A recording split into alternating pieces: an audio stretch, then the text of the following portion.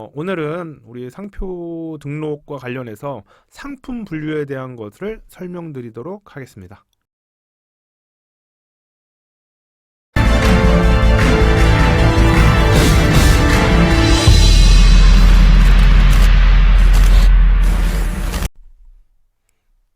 네, 안녕하세요. 윤별TV의 윤형근 변리사입니다.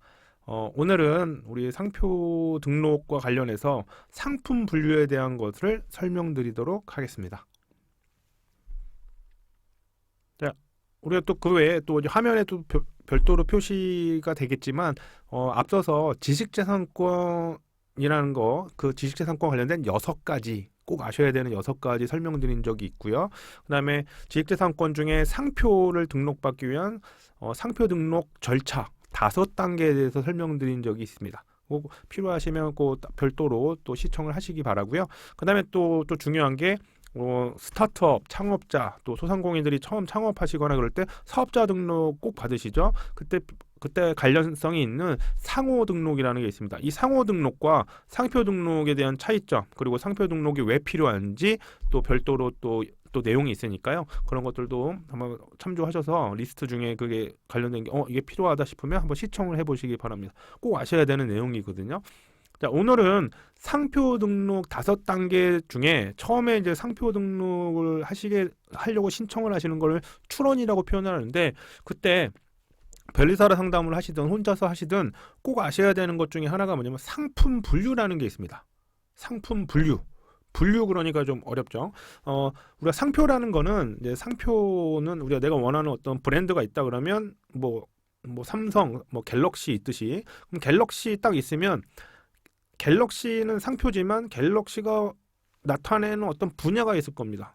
그러면 우리가 삼성전자의 갤럭시는 스마트폰이 있고요. 그 다음에 제일모직에는 또 갤럭시가 있는데, 그거는 이제 우리 양복 브랜드로도 갤럭시가 있죠. 그러면 이런 게 어떻게 공존할 수 있냐? 공존이 가능해요. 왜냐하면 상표가 같더라도 분야가 틀리면 이거는 서로 공존할 수가 있습니다. 유명 상표의 경우는 이제 분야가 틀리더라도 그거는 좀 힘든데, 자, 일반적으로는 상표가 같더라도 분야가 틀리면 공존할 수 있는데, 그거를 이렇게 딱 나눠주는 게 뭐냐면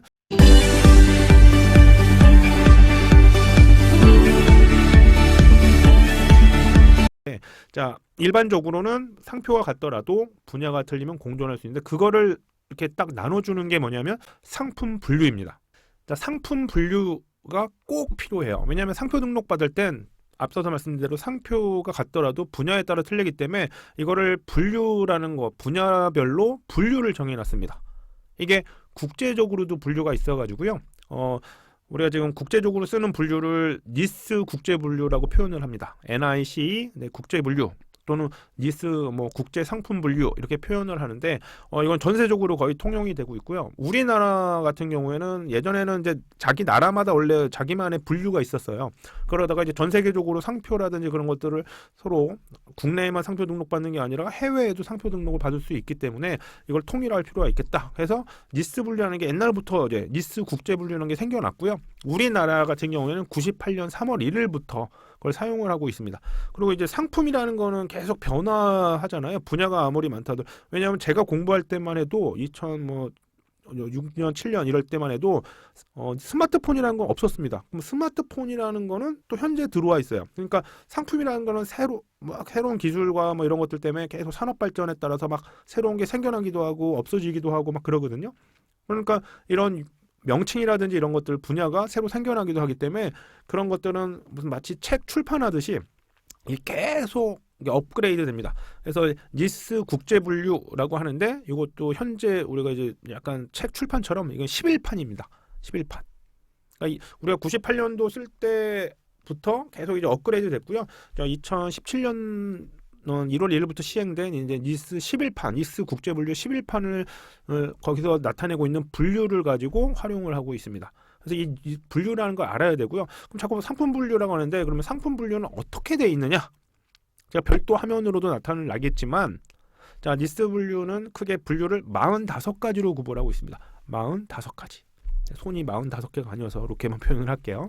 그럼 45가지 중에 상품에 관한 거, 우리 눈에 보이는 유형적인 물품, 상품 같은 것들을 1류부터 34류라고 해서 34가지 분류로 크게 나눠놨어요. 뭐 예를 들면 의류 같은 거는 25류, 그다음에 우리가 갤럭시 스마트폰이라든지 전자기기 같은 거는 9류, 뭐 이런 식으로 해놨고요. 그다음에 뭐 가방 뭐 이런 것들은 18류. 그래서 분류별로 이렇게 되게 종류가 있는데 1류부터 34류가 있고요. 그다음에 35류부터 45류. 요거는 서비스 쪽입니다. 그럼 예를 들면 서비스하고 물품 차이가 뭐냐면, 물품은 아까 상품 같은 것들은 눈에 보이는 거고요. 그다음에 35류부터 45류는 눈에 보이지 않는 서비스입니다. 예를 들어 드리면 35류 같은 경우에는 뭐 도소매업, 광고업, 눈에 보이는 물품이 아니죠.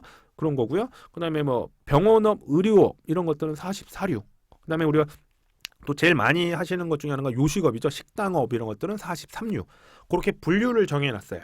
그게 이제 상품 분류고 45가지가 있고, 이거는 국제적으로 통용되는 겁니다. 그래서 만약에 해외에도 상표 등록 받는 것도 있는데, 국내에서 상표 등록을 내가 뭐 43류에 뭐 식당업에 대해서 해놨다. 그러면 요거 그대로 해서 중국에도 진행할 때 43류에다가 등록을 진행을 하시면 됩니다.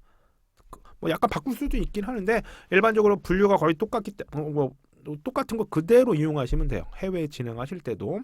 그래서 상품 분류라는 걸 꼭 아셔야 되는데, 내가 어디에 속하는지를 아셔야 돼요. 몇 류에 속하는지.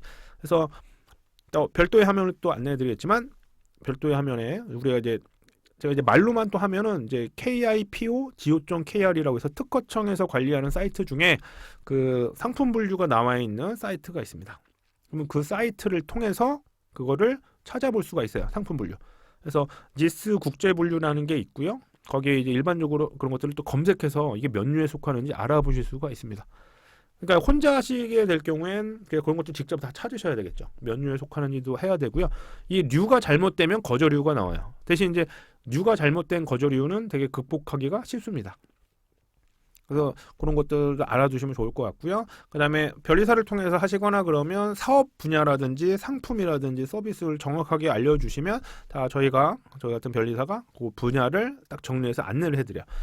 그러면 보시고서 이것들은 속하는 거다. 그리고 또 이런 것도 포함되는지, 아니면 빠진 게 있는 것 같고, 아니면 이거는 좀 해당되지 않는 것 같다. 그걸 한번 정리하시면 됩니다. 변리사랑 상담을 하시면서 정확하게만 알려주시면 딱 잘 잡아드려요. 권리 범위에 맞게 해가지고. 그런 것들은 법률적인 여러 가지 상황을 고려해서 그런 것들을 잡아드리게 되거든요. 그래서 분류가 중요해요.